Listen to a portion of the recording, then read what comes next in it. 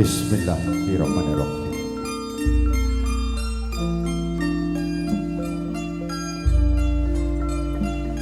Assalamualaikum warahmatullahi wabarakatuh.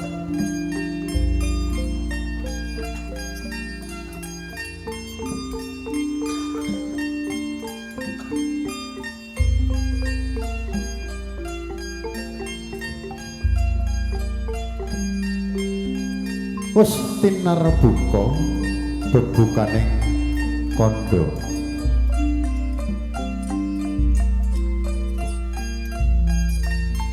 Wes dumugi wahyaning mangsa kala dumawe kodrat lumapahing jagat lir kadya sumuruping surya.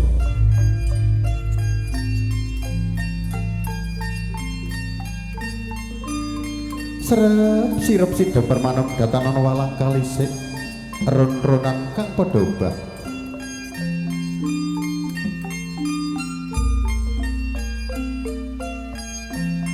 Walang-walang toga samirana datan lumapah.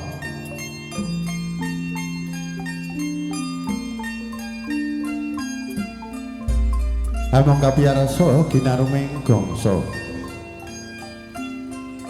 Seni karawetan gandrung mesti laras karang dawa palang tuban sarta gemblegaring son sostep kang ngebaing jagat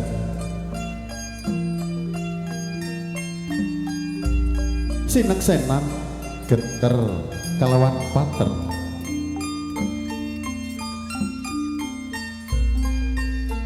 among rinengga para paraga ingkang makarya saha para rawuh kadang sutresna kadang werda taruna sumrambah para pamirsa ingkang sami suka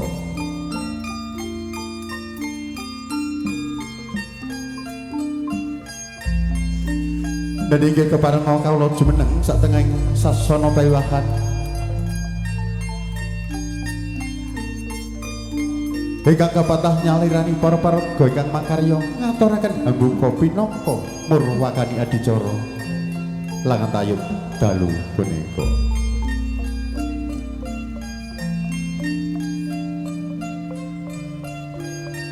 Dene sadèrèngipun kula matur menggah rerencaning adicara inggih boten kalilapan ingkang pantes pinundi pinangka panungguling dusun ingkang kawogan Bapak Kadus.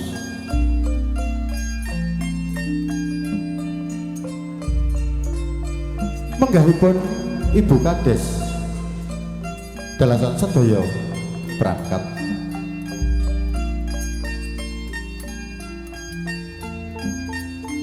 Langkung-langkung para pangemban panggaweting praja kang dados satriyane negari pinangka panduming kawula dasih.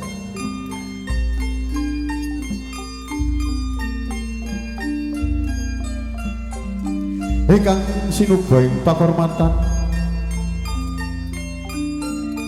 para sarjana sujana sejane bukti ingkang sampun wenang hanapi wahyuning kasutapan.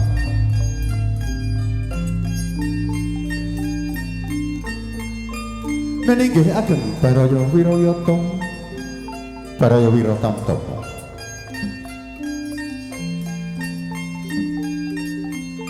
para laya adrah maning kandha wiarani suka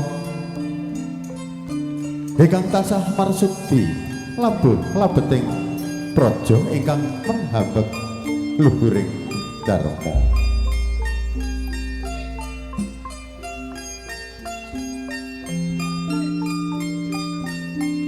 Para alim, para ulama, para mukmin ingkang rinten dalu tansah sumandhing kitab suci wahyuning ilahi pinangka panuntun kiblating panembah.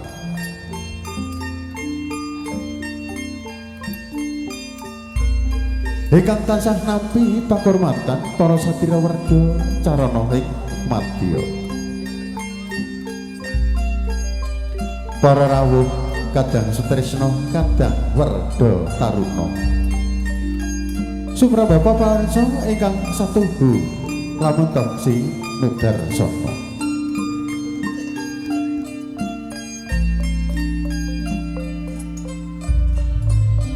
Dumateng sagung para rawuh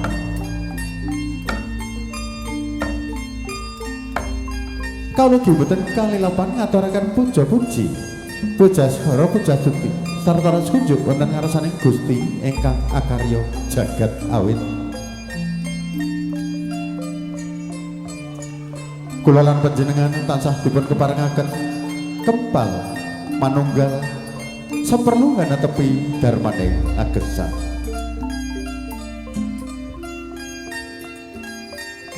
wonten madyaning bebrayan mugi-mugi Gusti ingkang Maha Kawasa tansah paring suka basuki rahayu ingkang sarwi ginayuh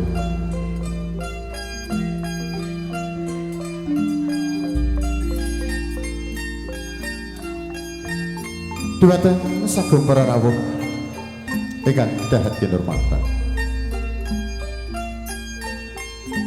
Mradapa awit keparingipun bapak-bapak panitia kula pinangka kendali wara pranitisaken wicara urih racaing adicara ing ari palanggan prasaja dalu punika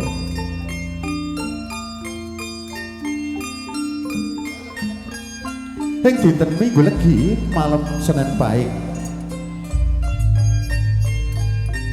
tanggal 21 September 2019 jam siang dalu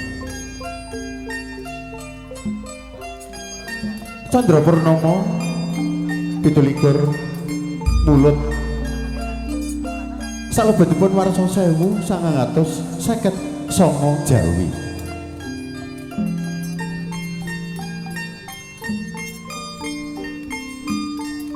hajatipun warga masyarakat Dukuh Losari Desa Prambon Wetan nyadran utawi sedekah bumi ingkang kawastan sedekah hasil wulu wetuning bumi kang kita ambak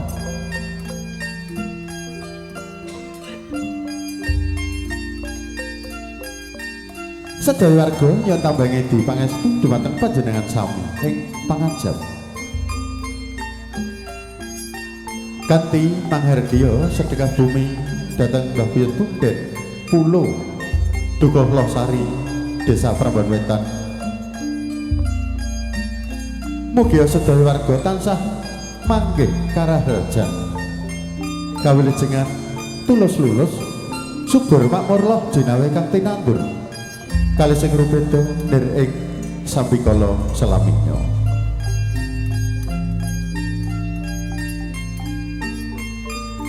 salebetipun manghargya sedekah bumi dhateng Mbah Buyut Bunden Pulo Dukuh Losari Desa Prambon Wetan sedaya warga sesambetan kalayan sedaya panitia ngawontenaken pahargyan langan tayub pinangka pasugata suka parisuka dumateng panjenengan sami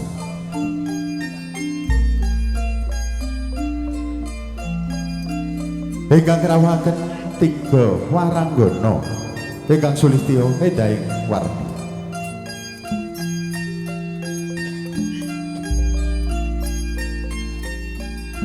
wonten ingkang katimbalan siang ngantos dalu punika dumawah kos tunggal Mas Maning Ayu Nyi Mirawati mijil saking kandhang marga Soko Merak Urak Bancar Kecamatan Bancar Kabupaten Tuban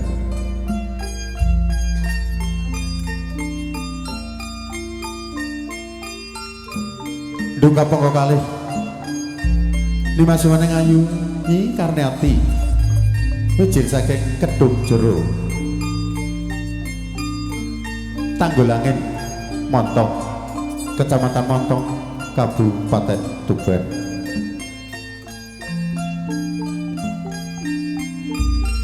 jangkep Angka 3 Nimas Waning Ayu Nyi Anggi. Wijil saking Kecamatan Widang Kabupaten Tuban.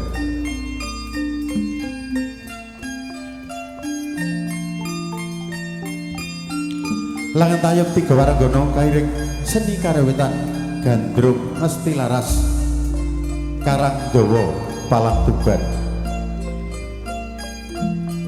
Ingkang dipun pangarsani Bapak Sutekno Pak Eko.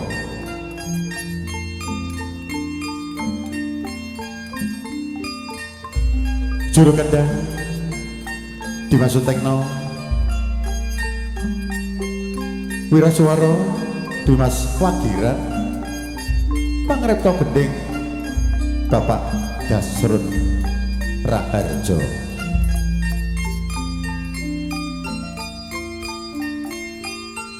Ketimbang Dimas Muhammad Sapi'i.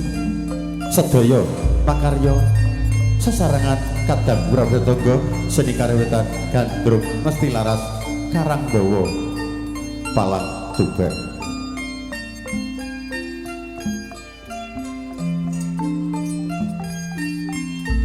Ugi dipun dukung pandaya swara saking audio profesional Ronggo Janur.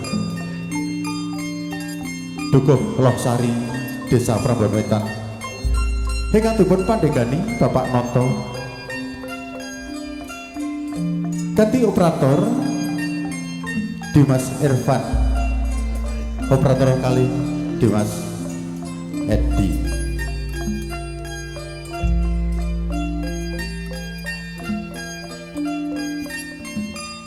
Ugi dipun wontenaken kameramen syuting saking studio profesional Ronggo Janur.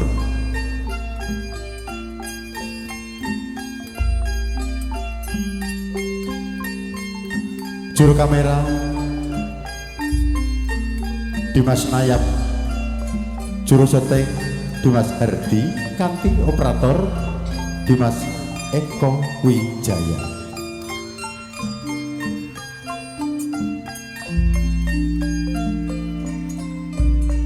Dumateng sagung para rawuh salebetipun manghargya sedekah bumi dhateng Mbah Buyut Punden Pulo Dukuh Losari Desa Prambon Wetan. Sedaya panitia boten saged paring palanggahan ingkang sekeca pasugatan kang nuju prana dedaharan ingkang kami rasa. Sedaya hanamong samudana kawula wajib nyunaken guming pangapunten ingkang kathah.